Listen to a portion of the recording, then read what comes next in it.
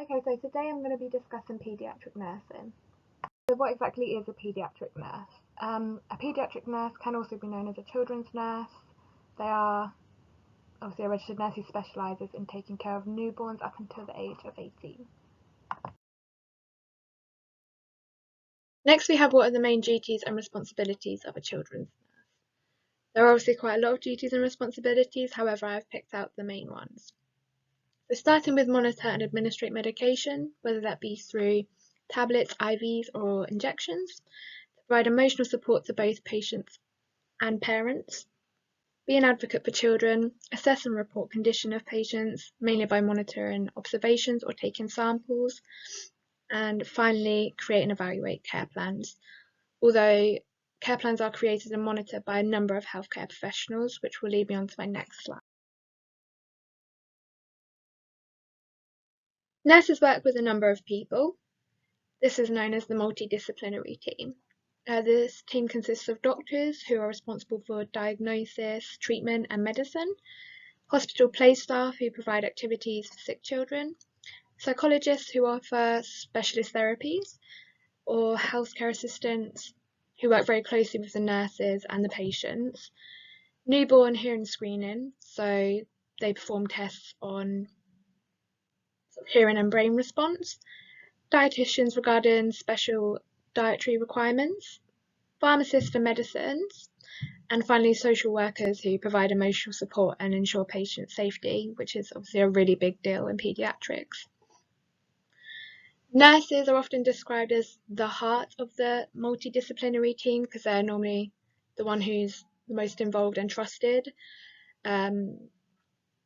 sort of the first point of contact for patients when they come in. Moving on now to sort of some insight into the history of nursing. On screen I've put a few random dates that are sort of relevant to nursing, such as when NHS was established through to when nurses were required to have a degree. Obviously before the opening of the Nightingale School in 1860, nurses were allowed to perform any and every procedure asked of them with little to no training or knowledge. Almost all of these procedures would have to be performed by qualified surgeons today. As I said, there was no such thing as a degree, so when women were addressed as nurses, it was more due to the fact it's what was expected of them because of their gender. A particularly important date for paediatricians is 1954, which is when paediatric patients were allowed to have daily visitors. This proved to be vital for their mental health as well as their physical health. Parents were only allowed to see them for maybe 2 hours on a Saturday or a Sunday, when compared with sort of today's expectations, where you must have a professional certification, such as a degree or a license, and minimum 3 years study. The requirement for nurses now is intense, but the importance of education has overall had a positive impact, and that reflects on the quality of care today. Following up from my previous slide, the requirements now mean less unnecessary deaths, quality understanding of patient care, which leads to better patient-nurse relationships. Nurses are being taken more seriously and the importance of nursing is being recognised. And also no racial or religious restrictions on nurses allows more diversity within the profession. Slide for professional boundaries. I think a really good quote to describe what a professional boundary is would be the space between a nurse's power and a patient's vulnerability. As you can see, there are 4 main types of professional boundaries. So a therapeutic relationship would be described as the ideal relationship when it comes to nursing. It's finding that perfect balance of over-involvement and under-involvement. Like I said, a professional boundary is just keeping that professional barrier between a nurse and a patient. The boundary crossing. So this is sort of a minor bend of the rules, nothing too serious, and it can sometimes be needed when it comes to patients, especially in paediatrics. And a boundary violation. This is a very serious breaking of the rules. It comes with heavy consequences. Nurses could lose their license, and it could be something as simple as oversharing on social media or sexual misconduct with the patient.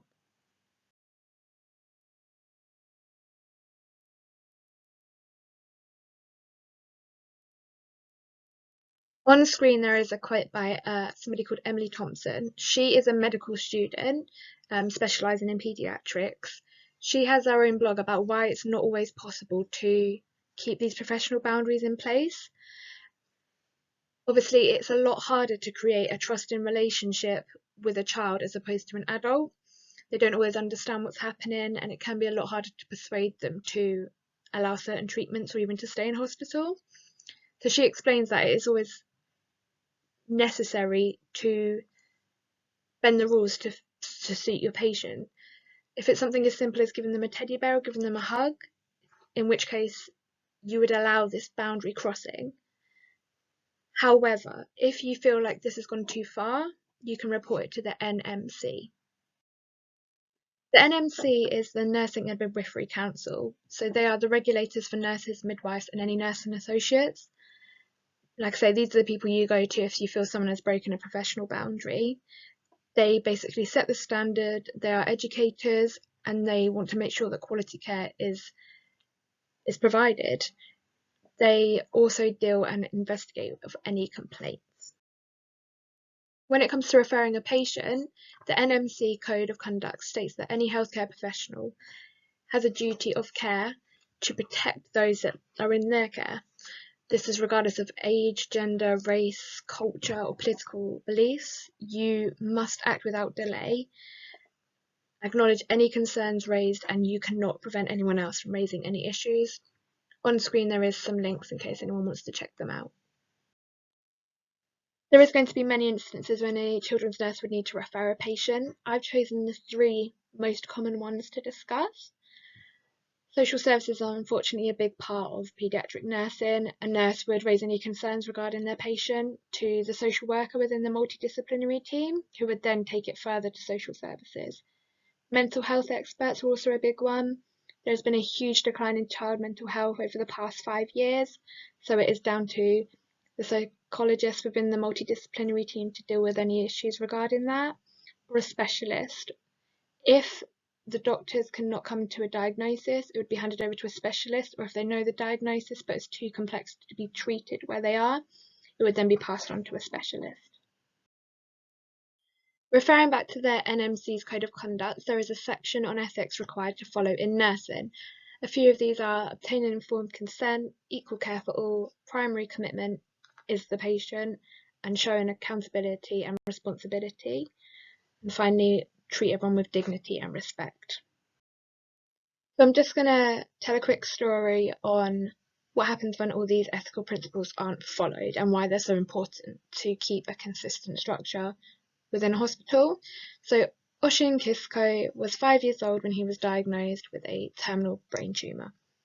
His doctors wanted him to have chemotherapy, even though with that there was only a 30% chance of him living a few extra months. However, his mum felt that he didn't want to have this therapy. He would rather die sort of as comfortable as possible and as peaceful as possible.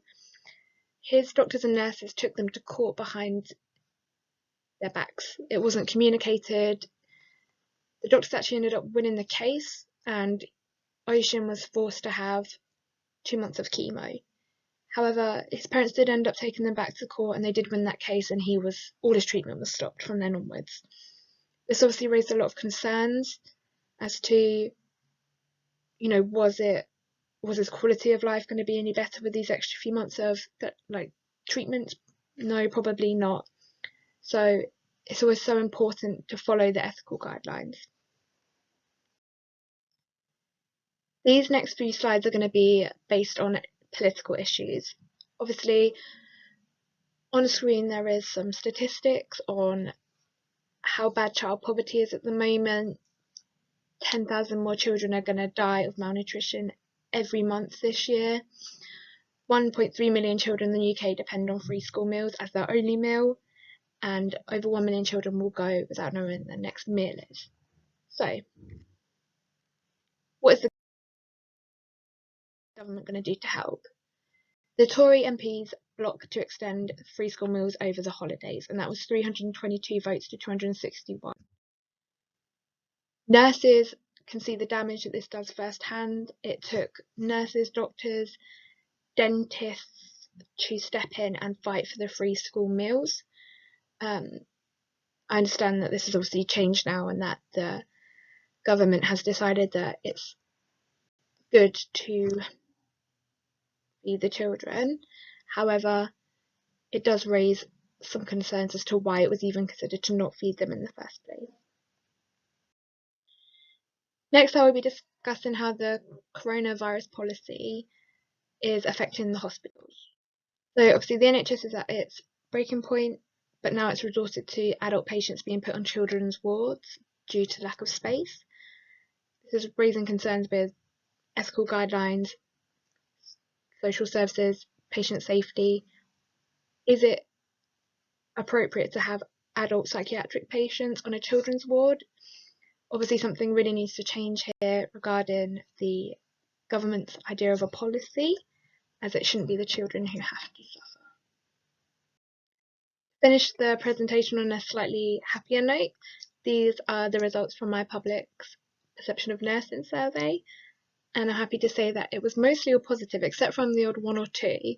It does seem that, as unfortunately it has taken a pandemic for people to maybe realise how valuable nurses are, but 40% said their opinion had changed and 100% of them agreed that it was a positive change.